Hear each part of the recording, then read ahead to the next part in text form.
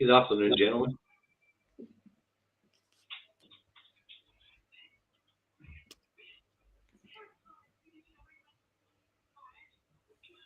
Right, we'll check and make sure this is going out on both platforms, and then we'll get into it.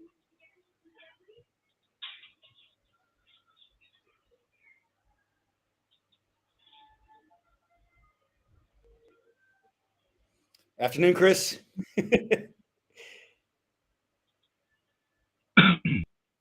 Hey, Chris.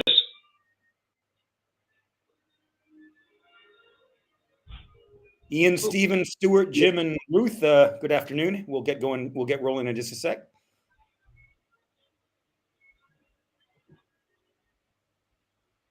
Hi, wee bud. Hi, George.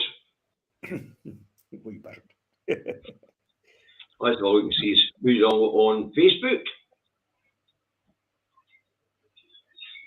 We'll check and make sure this is... Good afternoon, Margaret, Lorna, Karen, Barry, David. That's enough of the afternoons. Right. Okay.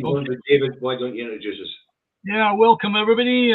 We've got the special discussion that's going out this afternoon. As you know, I hope I've advertised it well enough, and other people did help me in advertising it. Where we have our David McGuinness, Indie Truck Davy, and we've got Dr Mark McNaught, or Professor Mark McNaught, whichever he prefers, right? Can I call you Prof? Mark. I'm not a pretentious person. So the question of the day is rather simple. How do we utilize the claim of right in a constitutional democracy with all the precedents that have already been set up? Now, what would be a good idea is for either Mark or David to give us some history of the claim of right for those people who aren't aware of its weight and its presence. Okay, so possibly Mark, you yourself, would you like to give us a brief rundown on the history? I'll begin, and I'll preface my remarks to say that Sarah Salyers, who I'm sure will be delighted to be on your show to explain in more detail, is much more attuned to the kind of the history of the claim of right. But as I understand it, it was basically a reaffirmation in 1689. This was at the time of William of Orange coming to the after the King James had been deposed, and there was, of course, the great hysteria about Catholic rule, and that they wanted to, above all, to keep any Catholic king or queen from being on the throne. So so when you read through the claim of right, which it does have a lot of anti-popery, that's popery, not the stuff you put on the toilet that stinks, the dried leaves, but popery, P-O-P-E-R-Y, against papist rhetoric. And so this was put in, obviously, and so it, looking at it, now in this day and age, it seems quite offensive, saying that they can't have popish books and all of these things. But it also includes some very important provisions which reaffirmed long-standing principles from the Scottish Constitution, much of which have been kind of whitewashed from history. And again, Sarah Salyers will be much more qualified to speak about this than I am.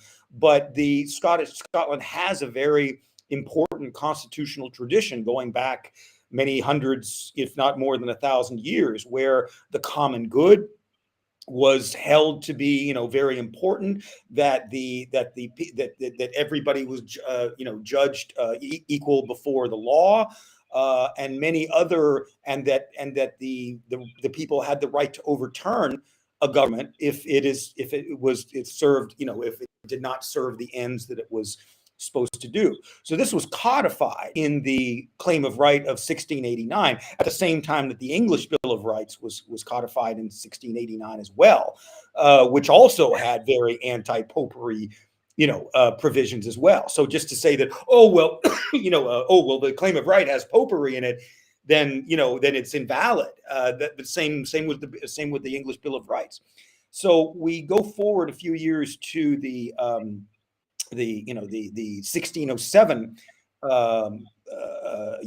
Treaty of Union, which predates obviously the 1670 Acts of Union, and so this was a treaty made under duress. Obviously, there were armies on the border, and they had been blackmailing Scotland, and there was the Darien scheme, and all of these things that compelled the nobles to sign the Treaty of Union, which was followed by the Acts of Union. But nonetheless, not all of that notwithstanding, it was still a treaty signed between two sovereign states, which gives the ability of Scotland, if the political will is there, to simply withdraw from the Treaty of Union. For example, if a majority of Scottish MPs, as party to the nation of union of equals, all that the Scottish party as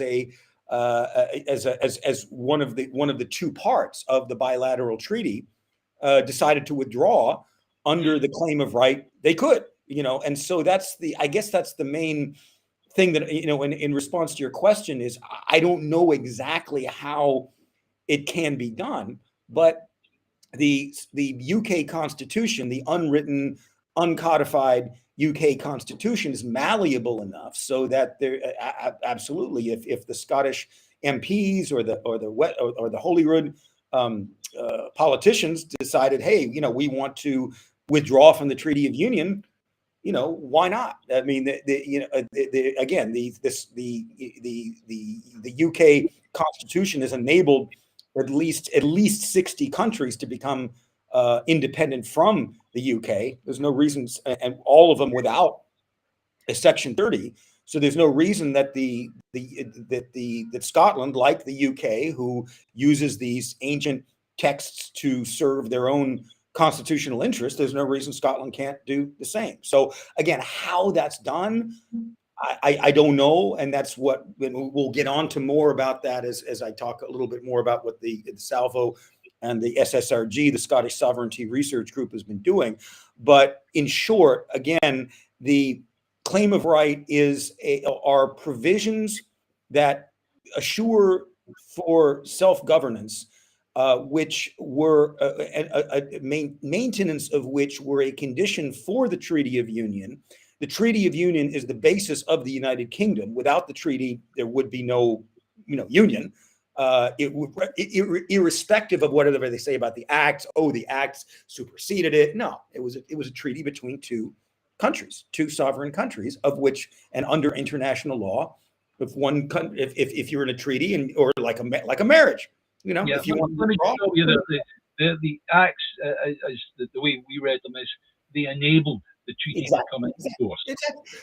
Just like, for example, you have the EU treaties that were developed over the years, have been, and then you had the 1973, the European Communities Act in the UK, which basically enabled the EU treaties within the UK, which gave rise to, of course, the UK being part of the EU. Same thing.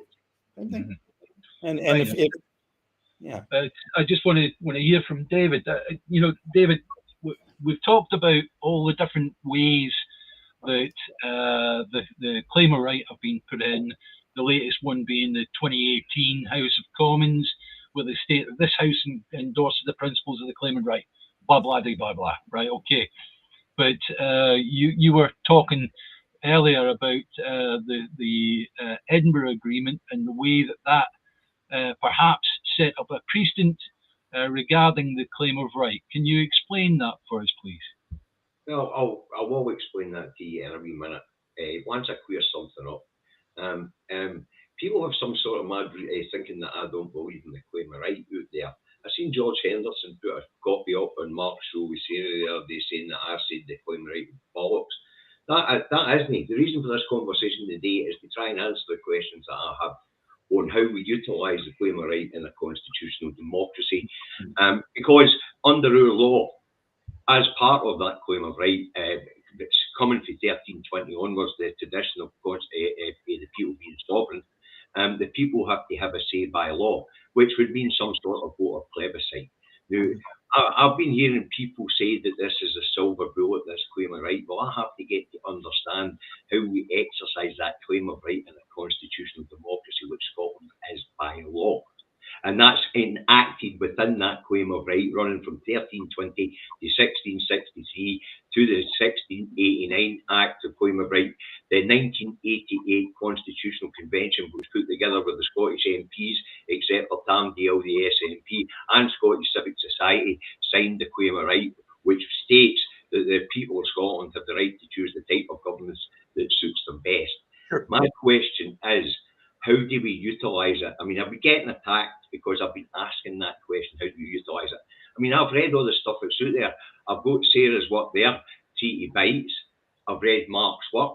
I've got a Treaty of Union. I've got the book for C. Waddy, listing all the breaches of the treaty and all that stuff. I really believe in the claim of right. Everybody's seen me putting programmes out on why the Constitution couldn't be reserved, because the Magna Carta has no bearing in Scots law. So therefore, the English idea of the Constitution being reserved, the English Constitution is based on the Magna Carta and based on a convention. The Scottish Constitution is built on our legal system. The legal system is basically the written Constitution, as I think Mark can affirm. So my question about the claim of right is, how do we utilise it, especially with the presidents? We go on to 2014 and people talking about, I've heard people say that we don't use the claim of right. We use it every time we go to the ballot box, but 2014 was a great example of the claim of right being utilised. From 7 a.m. in the morning to 10 o'clock at night, the people were sovereign. The sovereignty were in the hands of the people, and the people chose to give it away. They chose to ratify the form of governance that we have. Right? Remember, the claim of right's basic premise is that the people of Scotland have the right to choose the form of governance that suits them best. In 2014, that was the Westminster system in devolution. Never suited me. I didn't vote for it. And I've always found the 1998 Scotland Act to be an abomination, because we voted for a parliament and they say what the parliament could not do. So I've always seen it as an abomination. But the Edinburgh Agreement and the 2014 referendum, where we utilised that claim of right, for me set a precedence. Yeah. And that precedence says that there has to be, and our law also says that there has to be some sort of plebiscite. I fundamentally agree with that, and I think there does have to be some kind of democratic affirmation of whatever choice there needs to be. But it doesn't need, but there doesn't necessarily require that the sovereignty is exercised in whatever way to achieve independence, and then subject to a confirmatory referendum once the Scotland is down the road to designing a new state. I mean, in 2014, I remember you were mentioning before that you would following my work that I wrote on Newsnet back in between 2012 and 2014, and the very first article I wrote for them was that there should be that there was a blank slate, that Scotland could start from the ground up and build something obviously much better than it enjoys under the UK, but there should be that Scotland should put out, the Scottish government or whatever, the Yes campaign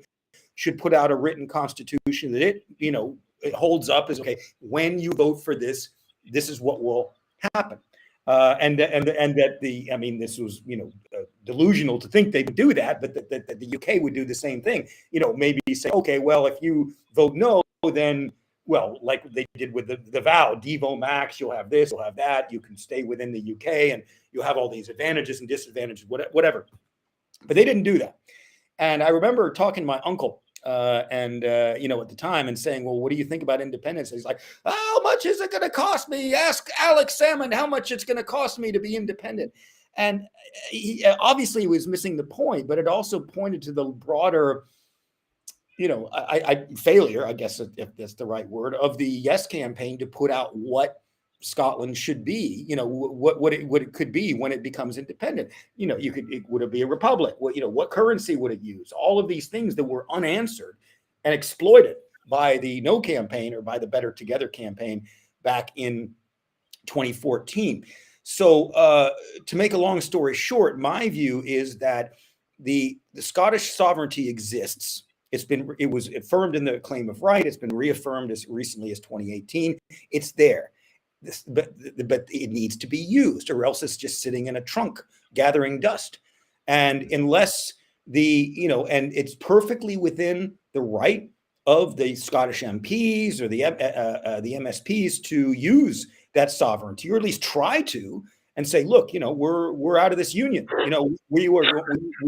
We plan to withdraw from the Treaty of Union, and we're going to start negotiating with the UK government on a new relationship, whatever that may be. Mark, may I stop you there? Obviously you're talking from two sides there, right? One side, you're saying that effectively that would be considered as a unilateral declaration of independence, right? Which some people that I personally know would go, that's the way to go, right? But obviously my way is, let's do it either by a plebiscite or a referendum in order to get the voice of the people of Scotland as one to say, we want this. And that's what gives the claim of right its power, is when the people say that they want it. Without the people saying they want it, then what you've got is you've got the people's representatives saying they want it, and as far as I'm concerned, that doesn't carry as much weight, surely. I'm not a constitutional expert. Sure. Well, I mean, you have a point. It's just that myself and my group have very deep reservations about the way that the last referendum was conducted and the potential for fraud in any new referendum, especially if it's done without a Section 30 order, and or it's done, if I don't know what the Supreme Court's going to say about this, this plebiscitory, non-binding referendum, but I mean, it's safe to say that under the UK legal system, they can safely ignore it, even if the Supreme Court says, yeah, you can have a kind of a grandiose public opinion poll. They can just ignore it. And they could have ignored even if they voted yes, if they had voted yes, or in 2014, they could have ignored that too, because it was non-binding. And so it was not subject, because it was non-binding, it was not subject to what should be very scrupulous rules about the conduct of the referendum. I mean, the vow that was made, what is it, a week before the referendum, that was in total violation of PERDA. I read through the SIRA, the Scottish Independence Referendum Act, which was the law passed by Westminster to enable the referendum in 2014. Most of it was done by private corporations, and the companies that counted the ballots were, and this is unbelievable, but they were required by law to destroy the ballots within a few weeks. Okay, so even if there had been massive fraud, there's no way we could have known, because they were legally obliged to destroy the ballots. What the hell kind of referendum is that? The fact that you can't even go in after the fact and verify that it was in fact valid. And that leaves aside all of the, we were talking before about how in Spain and Catalonia and Spain in general, when they have an election, they count the ballots at the voting poll. So, they vote, they put it in the box. At the end of the day, you have people from both sides watching, they count, it's done there. In this context, I'll finish. I've got to bring us back, obviously time's getting up, I've got to bring us back to the question under discussion, which is the claim of right. Okay. What you say is massively interesting to me personally and to everybody else that's on here, but we need to explore the claim of right. Now I'll go on to David.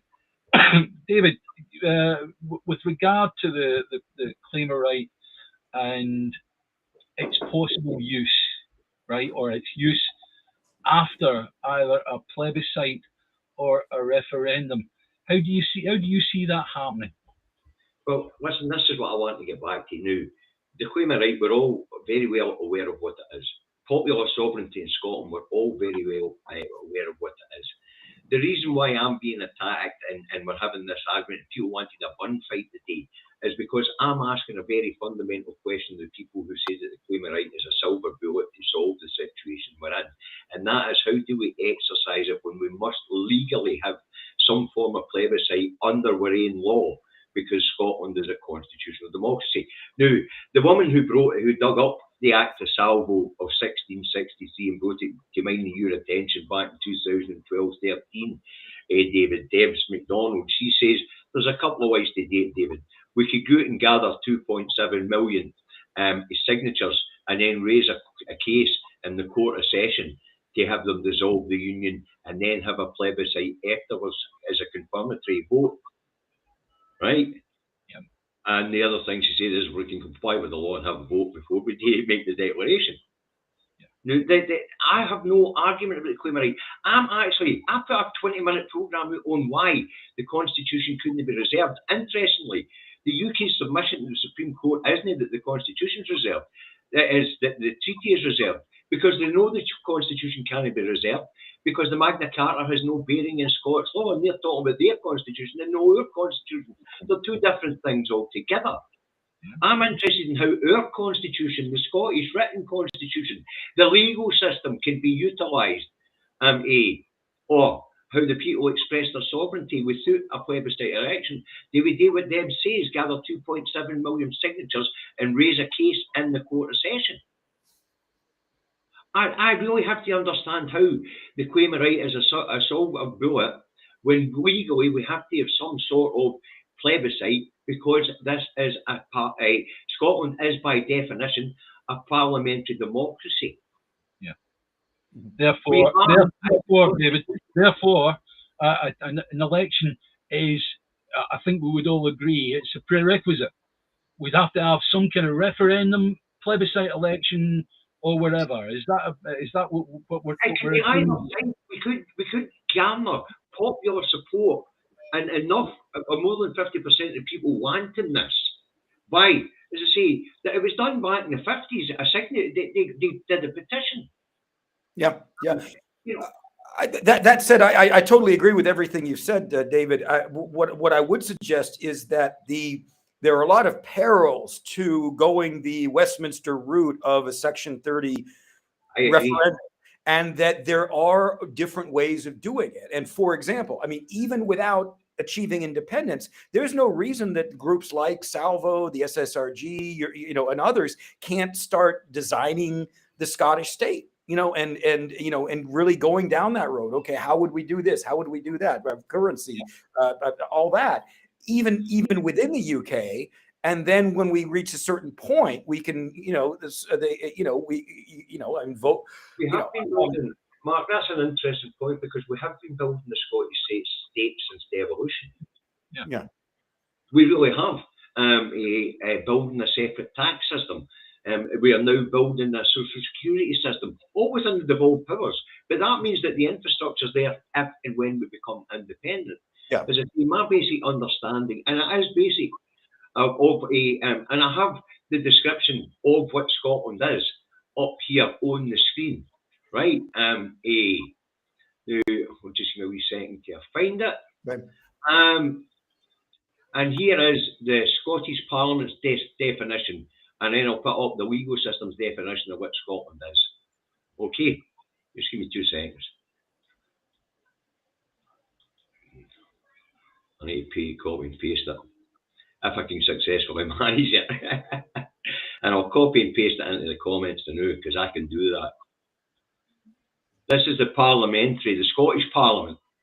This is what the Scottish Parliament has to say Scotland is. Okay. Mm-hmm. And I'll pick it into the comment box, and then I'll post it because I can, then I'll stick it on the screen.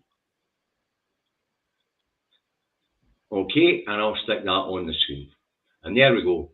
As to the Scottish Constitution. The Scottish Constitution is the supreme and fundamental law of Scotland, which holds that the founding principles of Scotland are based on constitutional democracy. The people are the supreme source of authority and government. Okay, now that's the Scottish Parliament's definition of the Scottish Constitution. Mm-hmm. Okay, now what I'll do now is I'll stick up what the legal system has to say about it. Once I find the right place. Here we go, and this is what the legal. This is what the Scottish legal system has to say about the Scottish Constitution. Okay. Just in response to what I see with Sarah, Sally, you're not invited to speak. Not this time, but I'm sure she'll be more than delighted to speak another time. So. Listen, anybody that can answer the question for me, how do we utilise the claim of right, which I fundamentally believe in a constitutional democracy? That's the question that I've been asking. And for some reason, people think I haven't read about this stuff. I've even got Sarah's work in front of me, Treaty Bites. Yeah. You know, I have read that stuff. Anyway, I'll put this up. Here's what the legal system has to say about Scotland, okay? And Scotland's constitution. So here we go. Scotland is an independent constitutional monarchy. The form of government in Scotland is a parliamentary democracy. Now, why does it say independent constitutional monarchy? Because the legal system is independent in Scotland, is what it is for the rest of the UK. And that's why the legal system describes Scotland as an independent monarchy based on democracy. So they're the two definitions of Scotland's constitution that I can find. We know that this constitution is based on and written into our legal system. Okay, I think we can all agree that. Okay, and we can all agree that Scotland is a constitutional democracy. Now, I've put programs out on how the constitution can be preserved. I've put programs out on my support for the claim of right. So people saying to me that I don't believe in the claim of right and I don't believe we should utilise the claim of right, it's absolutely wrong. What I'm trying to get to the bottom of me is, how do we utilise that claim of right when by law we have to have a democratic process? And under the 2014 agreement with the 1998 Scotland Act being ratified by that bloody agreement, which means that the Constitution is reserved, how the hell do we utilise this? I don't think that what was it, 2012 when the Edinburgh Agreement was signed.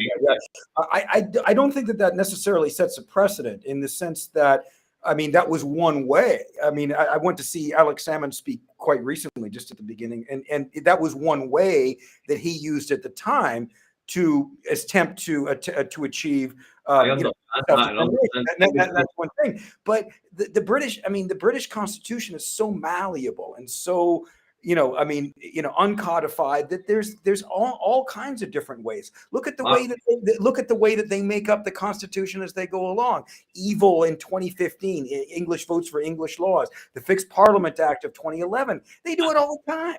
And there's no reason. And let me just finish my point quickly. There's just no reason that Scotland, or the Scottish MPs, the Scottish Parliament cannot say simply, we're withdrawing from the Treaty of Union, and we'll have a confirmatory referendum after. But the circumstances are so dire of Scotland in this situation, with the energy prices, with all of the things that are going on, economically, and the powers are being ripped away. You've got this new this British administration and Queen Elizabeth House in Edinburgh that are just, eradicating the devolution settlement. These are exigent circumstances. And again, I mean, if the Scottish MPs or MSPs are not able to exercise their sovereignty now, when are they?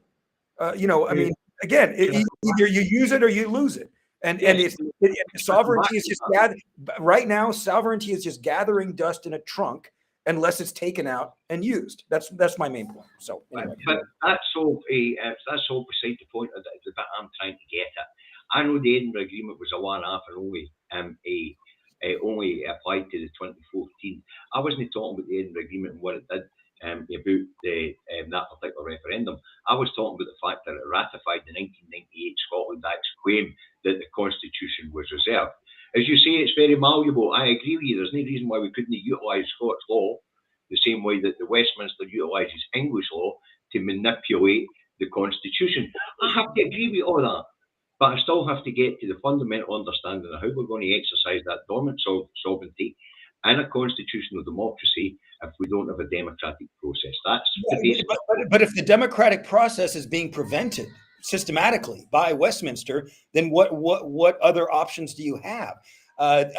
Peter Bell at our conference, the SSRG conference, made the point. he spoke about we discerned basically 6 different routes to independence, one was a UDI, which Peter Bell talked about. And he basically said that at some point, there's going to have to be a UDI, no matter what, because Westminster will not let Scotland go willingly. There's no 2 ways about it. Think of all the oil revenue. Think of the strategic importance. Think of the seat on the UN Security Council. They're not going to let Scotland go. There's no way. Legally under, and that's why, legally under UK law. That's why we have to go outside of that to international law. And in the 2010 case over Kosovo, the submission by the British, the UK submission to the case basically said that in cases of secession, unilateral declaration of independence, that the internal law cannot prevail by definition. How could Kosovo possibly declare, and that there is nothing illegal in international law about Kosovo haven't been recognized as a sovereign nation yet by many countries. That's true. And that's an issue. It's the same with Palestine. It's been recognized by many, countries, but it's not been recognized by, and Scotland is not Kosovo. It's not Palestine. It's a different situation. And there is no magic number. Oh, well, if this number of, countries recognize Scotland, then it will become independent. There just aren't those hard definitions. You just have to try, and you have to go and you have to go. Scotland has to go out and talk to other countries, explain their situation, because it's very poorly understood among Scots, let alone the rest of the world, the constitutional situation. Scotland is part of a treaty-based union, and it can withdraw. Yes, there's no reason why. As I say, and I understand all of the arguments about international legitimacy or all that, but I mean, nobody can do it for Scotland. It has to do it itself. And this apprehension on the part, I mean, I was listening to Craig Murray talk the other day, and he was saying that he had discussed with, Scottish, ministers and say, hey, I know a lot of diplomats. I can go out there and talk to them and see if they would recognize Scotland. And they were just totally against it. They didn't, there's a real, I can't affirm it personally, but there's a real apprehension on the part of the Scottish government to really pursue independence in what it would mean outside of a referendum. You got to talk to other countries. You got to get recognition. You got to explain the situation. It's hard work. There's no doubt. Hasn't Nicola Sturgeon already been doing that? I mean, my goodness me, our bank account in terms of paying for flights and then claiming back must be huge. Must be absolutely massive. I don't doubt that. I don't doubt that. I don't know exactly what, again, I know that she's set up, offices, and I understand that. And I'm not disputing that at all. But we don't really know what progress has been made. And for example, with EU membership, what about that? I mean, and because, for example, do you not think that's perhaps part of the game? If she lets you and I know, is she not letting the cat out of the bag of what the plan is? Perhaps, but in my view, unless, I think there's a balance to be held between, saying everything, but also reassuring that the people that the work is being done and that there is a solid ground, and a solid basis for expecting that, for example, other countries would recognize Scotland. There's every reason to believe there is, and I don't know, and I know that Nicola Sturgeon has been, and I also know MPs who shall remain nameless, but are in, have talked, to foreign dignitaries, and they're always asking, well, when are you going to become independent? When can we recognize you? Kind of these questions like that. So, I know that this is going on, but I just think that, in my view, and I think that a lot of countries are just, would love to recognize Scotland, but again, they have to do. It has to be done. Scotland has to do it for itself. And again, it doesn't have to be done through necessarily through a referendum. It needs to be a democratic, peaceful process. But there are other ways, besides, at least initially, subject. There could be a process begun subject to a confirmatory referendum. Sorry, Mark, can I just let David come in on that, because obviously, to go back to the thing about 1998 Scotland Act, basically the Edinburgh Agreement ratified the fact that the Constitution, whatever the Constitution reserved, obviously we could use Scottish law to reverse that. Okay, now my choice for an independence vote would be for the Greens and the SNP to dissolve the Scottish Parliament and call a Scottish election on the single issue, because that way we'd be conducting it under Scottish government rules. The 16, 17-year-olds would get a say, and the foreign nationals would get a say. It would be almost like a referendum. So my preference would be for the Scottish Greens and the SNP, after the court decision in October, to dissolve the Scottish Parliament and hold a Scottish election. That would be my preference. But it still doesn't get us to I think we'll go to the nubby, what it is I'm questioning here. And the nub of what it is I'm questioning, claim a right as a silver bullet, is then how do we exercise it when our law says we have to have a plebiscite of some sort? Whether it be post or past, it has to be, because that's the law. It's a constitutional democracy. I think we're all agreed on that. Okay. You're talking there about the being a Scottish election, right? Just in case anybody doesn't understand that, effectively it would become what is called a plebiscite election, where the various parties say, or the various Scottish independence parties say, if you vote for us, if you elect us, and we get the majority, then we will go for independence. That's a plebiscite election.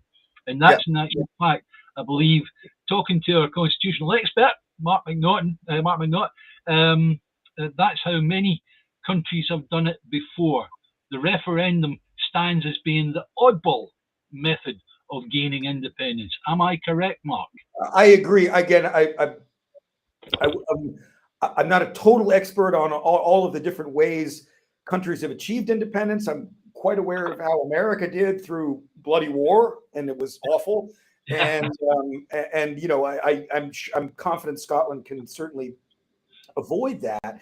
But I just think we need to, I think Scotland being in the Union under this bizarre, unwritten, uncodified constitution has narrowed people's perspective on how independence can be achieved.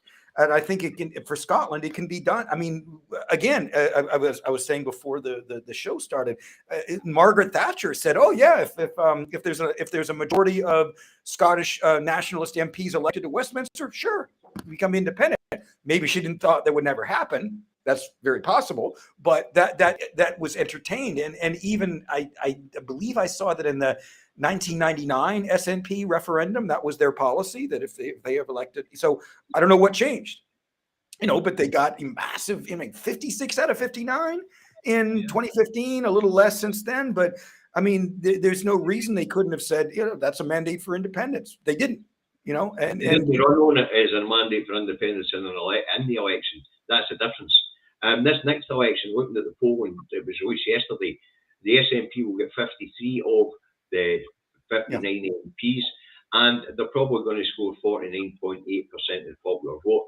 But that's why Westminster are trying to rig that situation. Whereas during Thatcher's days, it was majority of SNP MPs, whereas today, what they're trying to say is it's going to be 50% plus of the electorate vote. Who says that? Westminster says it. That's who says right. it. No, screw them. Right. Scotland says it. And there needs to be a pact. There needs to be a pact between all of the pro-independence parties, whether it's ALBA, the SNP, and all that. They need to agree on it. It can't just be the SNP. There's a lot of, the SNP has issues. Let's just put it that way. And so that the idea that people should vote only for the SNP in order to achieve independence, it may be counterproductive. I don't know, but when my view, and we had this on the final day of our conference, we had Neil Hanvey and Douglas Chapman on the same stage from very, let's just say acrimonious relations with parties, agreeing that there needs to, if there is this, plebiscite election, there needs to be a pact. There needs to be an agreement between the independence parties. So there's not, so that they don't stand, so that they stand, party, candidates in different jurisdictions, so that they don't diminish the vote for independence. So it needs to be properly done. I mean, if that's the way to independence, great, but it needs to be properly done, and it can't be an SNP only thing. A vote for SNP and you'll get for Westminster and you'll get independence. It needs to be properly done. Yeah, okay, I'm just going to ask David to do something. Sarah has put up a comment. Can I put it up in the bottom of the screen, please, David? Can you see it? I'm sorry, I'm no monitoring the corner. Welcome, Sarah. And Sarah, by the way, anybody that's telling you I'm criticising your organisation, no. Some lunatics that run the boot are saying I am.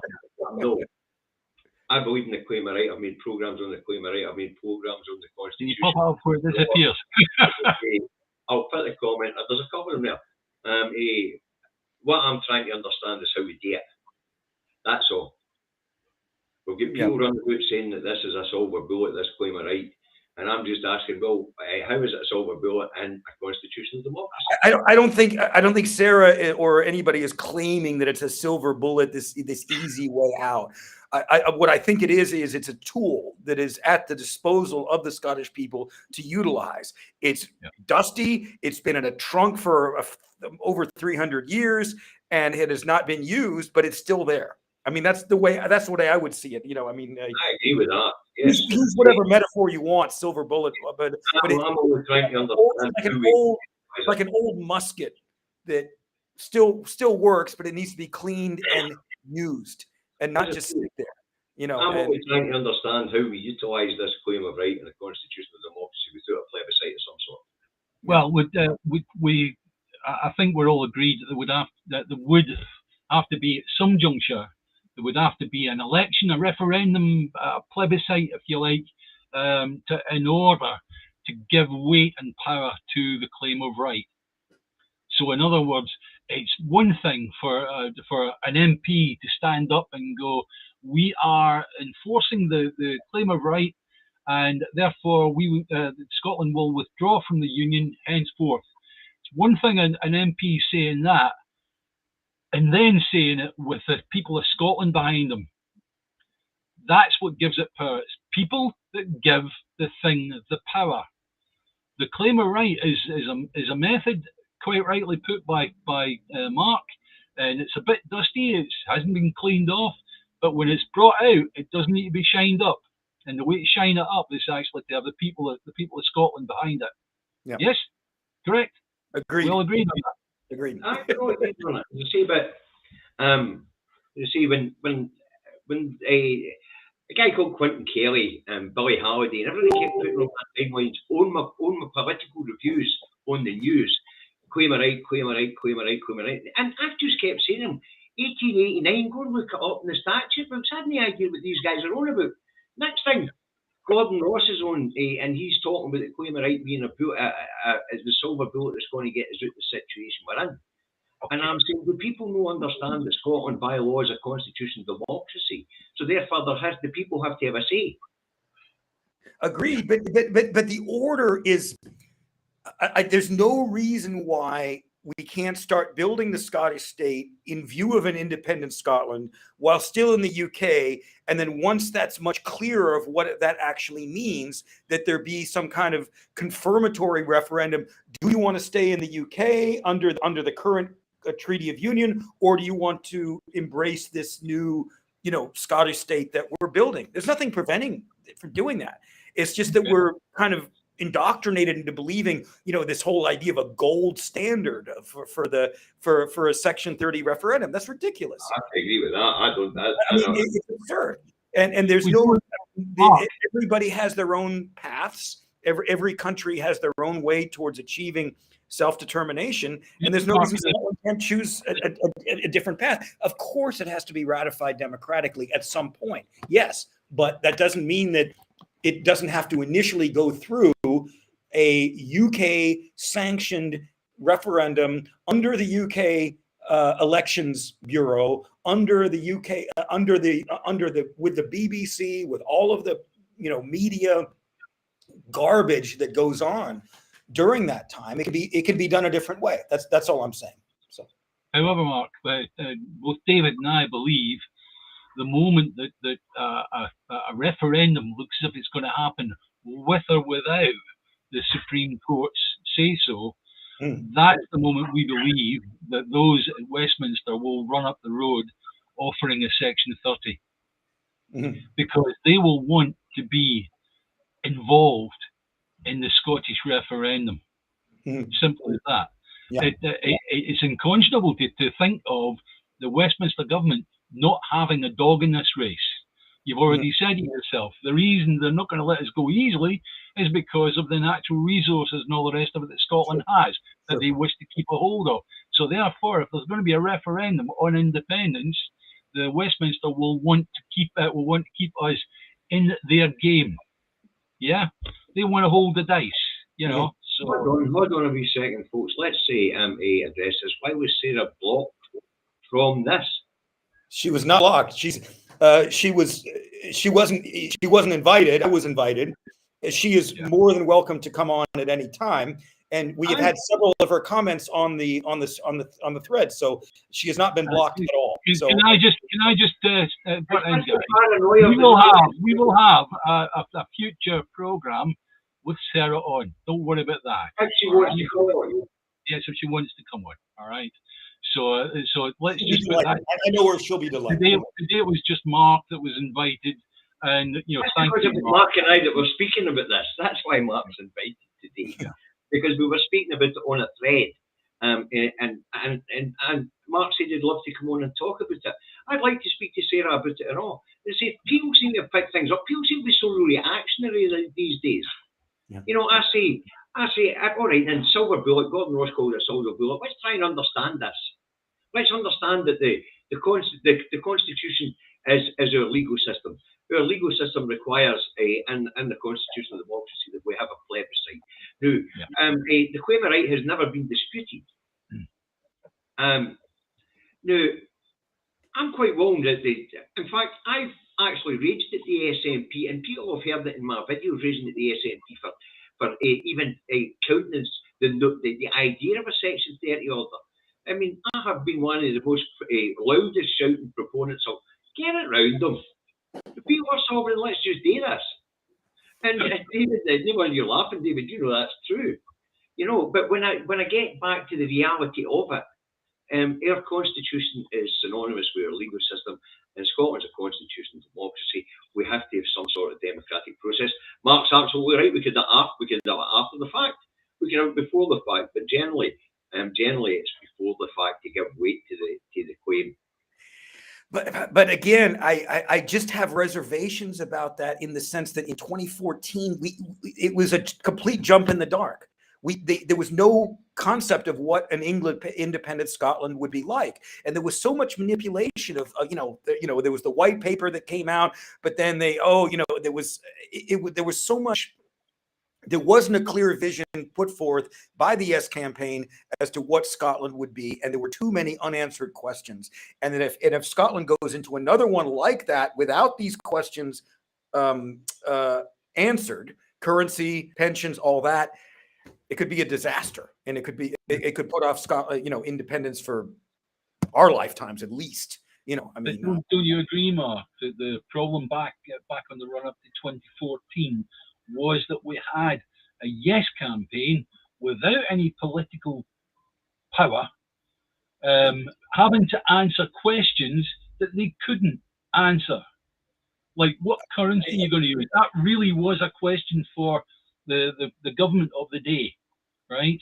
And the SNP came out with, we'll use sterling. Now that, to me, that was a complete mistake. But at the same time, I had to run, as an independent supporter, I had to run with that message. right? Mhm. And Yeah. put up all the good reasons why we should use sterling. When in actual fact, deep in my soul, I wanted Scotland to have its own currency. Thankfully, now we've done enough work whereby we've got the basis of a central bank, and the currency will be forthcoming. There will be a transition period where we'll use sterling for a while. How long that while is depends on how fast they move. Yeah. Yeah, I agree, and that's a lot of work that we've been doing in the Scottish Sovereignty Research Group. We had a fantastic conference at the end of July, and we had Tim Ryda talking about currency. We had people talking about defense. I mean, we had it all. I mean, and if and we've still got those people together, and we're working. We're not there yet, but we're still working on kind of creating the structure and working groups to work on what an independent Scotland will be. And I don't think that this with all due respect for the Scottish government, I don't think they're in a position to do that. I don't think that, given that most of their civil service is basically UK civil service, it's not Scottish, and they pledge allegiance to the Queen. They don't pledge allegiance to Scotland, and so they're not in a position to effectively make real policy for what an independent Scotland would be. It's not in their interest. Because so I think that's why the utility of your own show, what the SSRG is doing, my show, all that is getting people together to independently of the Scottish government is to build the Scottish state, because I just don't see the Scottish government, as it's currently constituted, in a position to really. I mean, how is the Scottish government going to say, no, we're going to become a republic, we don't want the Queen anymore? They can't do that. There's no way, because they all pledge allegiance to the Queen. So how can they do that? Mark, look, there are people who would argue with you on the monarchy in Scotland who would say, oh no, we want the Queen, right? Okay, but they still want independence, right? And as far as the Queen is concerned, as a head of state, there's a damn good argument that says if you've now got a president and all the trappings that goes round about having a president, well, the Queen's bloody cheaper, right? So therefore, there's a good argument for that, right? Yeah. It's purely simply as a head of state. So that's that. I like the Irish model myself, but anyway, continue. Actually, I'm a Republican, Mark. That's a question for after the fact. That's a question for after we have independence, right? Mm-hmm. We can run for a year, a couple of years, and then at some point have a question on the monarchy. Do we still want Scotland to be part of a monarchy? There could be other questions that we could ask at the time. In actual fact, I would like to be in the situation of Switzerland, where there's a referendum every second week on a particular issue. Why not? But David argued that the other day, quite rightly. Couple of points to Sarah, okay, because Mark's deferring a lot to Sarah. Constitutional democracy under the Scottish Constitution, which is taught in which law schools? I don't know, I'm not a lawyer, Sarah. Do you know, David? Do you know, Mark? And there was something else that's always put up. Say people give power to the Queen of Right. We know that, Sarah. We're not disagreeing on that. Yeah. The fundamental questions that I've had about what Salvo and the Scottish Scottish Constitutional Research Group are doing is how do we utilise it in a constitutional democracy? And the only description I've got of Scotland is as a constitutional democracy, right? That is all I've got. Whenever I've went looking for a description of what Scotland is, to 1320 to 1663 in the Act of Salvo, to 1689 in the introduction of the first claim of right, and 1988 in the Constitutional Convention with the reaffirming of the claim of right, 2018 and the claim of right going through the Westminster Parliament. In every single case that I've looked into, Scotland is described as a constitutional democracy. Mm-hmm. So my only question is, how do we utilise the claim of right and a constitutional democracy? I don't have a beef with anybody here. I'm trying to understand how we do it. Now, Mark's pointed out a few ways. I'm no doubt, Sarah, you've pointed out a few other ways. We could, of course, use Scots law to dismiss these things, as was pointed out by Davies McDonald, who's been talking about the Act of Salvo of 1663 for the last 40 years. So there is all these things to be looked at. But we understand that the claim of right is given its weight of power by the people. It's how it's utilised. Now, guys, we have run 8 minutes over 45. Yeah. This has been fascinating. I think next time can we add Sarah in and we'll go for a foursome. Right. Okay. Look, because Mark's the guest today, I'm going to give Mark the final word on the programme. Okay. And then if Sarah can put in the comments if she's willing to be on next week, and if you want to have me, fine. If you don't, that's no problem. My concluding remarks would be, as I said, what Sarah has unearthed are virtually unknown. And it has not been taught in the law schools. It's been not taught in any kind of legal context. All of the current lawyers, including Roddy Dunlop, who I wrote that rejoinder to, they haven't been trained under this. They're all it's all UK law. It's all UK parliamentary sovereignty. They can do whatever they want. They UK parliamentary sovereignty always wins. And so the unearthing and the exposure of these genuinely authentic Scottish constitutional traditions is new to many people, including myself. I didn't know this stuff.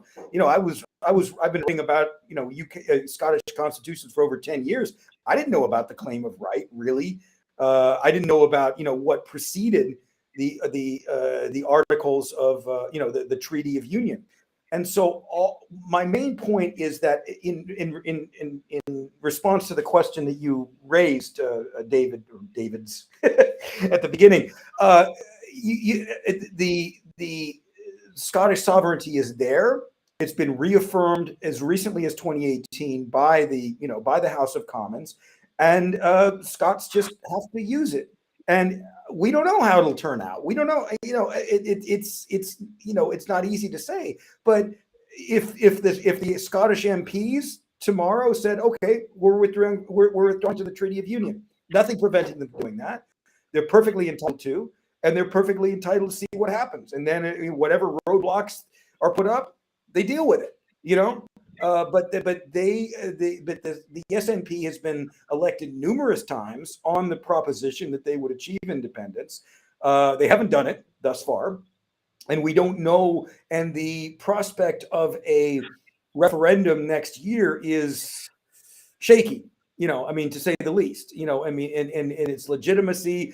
And I gather what you said, David, about that. Well, if it is held even outside of a Section 30 order, that they would want to be part of it, or that they would grant a Section 30. I'm not convinced of that at all. They just ignore it, and they probably advocate that unionists don't just boycott it, so you get the smallest turnout possible. So I don't,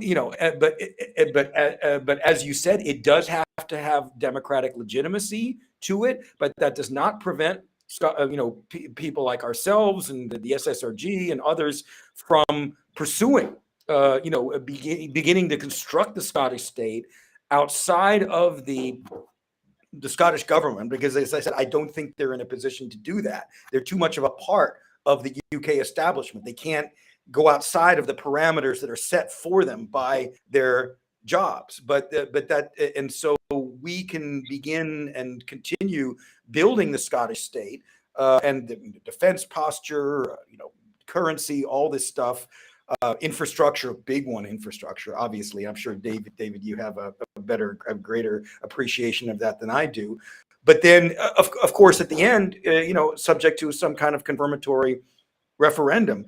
But if you go into a referendum without spelling out what Scottish independence actually means, it's a big risk, and it needs to be done. And if there is a plebiscite election, it needs to be done very carefully with the accord of all of the independence movements. It can't just be a vote SNP, get independence. It's much bigger than that. So those are my concluding remarks. So. Okay, thank you, Mark.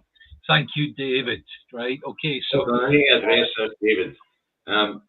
Apparently, I referred to a Salvo, you mean the lonely fringe, as you put it. And to address you, Amy, absolutely right. When you've got an arts conspiracy theory standing in front of a mob of people with a flag on it, then that is the lonely fringe. Know the people that's doing it, I'm talking about your supporters. All right. And the person out there knows who it is I'm talking about. This is the guy who said there's a conspiracy here, a conspiracy there. Never all these claims there's a conspiracy about. They've stood up and said, no, it was no conspiracy. So if you've got a loony holding your flag, then we get to call it a loony fringe. But the work that I don't know the work that Salvo's doing. I don't know the work that the Scottish Constitutional Research Group doing. That's the whole point of this. Exactly. The question I was asking is, how do we exercise that claim of right, which I firmly believe in, and I have made videos about. How do we exercise it in the constitutional democracy within the constraints of the parameters? Mark has answered it. We move outside the constraints of the parameters. Yeah. So and Sarah has just said so as well. Right? And as well. They say this stuff. I'm serious about this stuff. David and I were looking at this stuff back in 2013. I'm serious about this stuff, and I really want the answers. So we'll round it up there, Mark. Thank you. And it's my pleasure, and I hope that Sarah can be on with you next week. Yes, we'll try and arrange that. She's done much more research than I have. She can explain in much more detail, but it's not a loony fringe.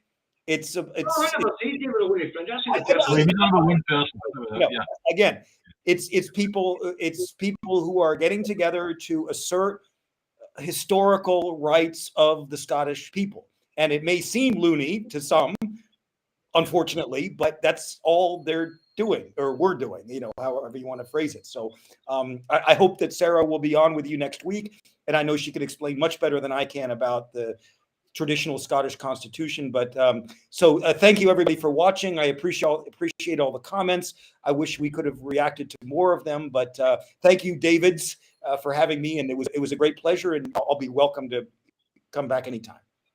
You'll be welcome to come back anytime. Great. All right, man. It was great meeting you guys, and again, I could go on for another several hours, but let's just go on for another several hours, eh? David, bye, David. Okay. Bye, David. All right. Well, okay. Once you end, we can talk for another minute or two. But thank you. Right, folks. Thanks for watching. As I say, we're getting near the answer to the question I'm asking.